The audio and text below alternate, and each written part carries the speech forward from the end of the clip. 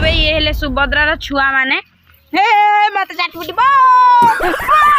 जमीन क्या पूर्व वीडियो में कही आपण मानक सुभद्रार ता पिला मानू देखेमी देखि पारे तार केते सारा पिला से रखी तापर आम कि कोली तोलिकी खाई पलि आसलु घर को घरे आसी पहुँचला पर मु खाई देइथिली गोटे नल तापर पलैलु टिके किछि ठाकुरंकर फूल पकाइबा गड़िया को ये मोर फेवरेट भाउज थे जहाँकि बहुत बहुत बहुत भल तापर आम गड़िया कूल आसी पहुँच जाइलु ठाकुरंकर किछि बासी फूल सब ये फिंगी देइलु तापर ये पलैलु गोटे दीदी घर को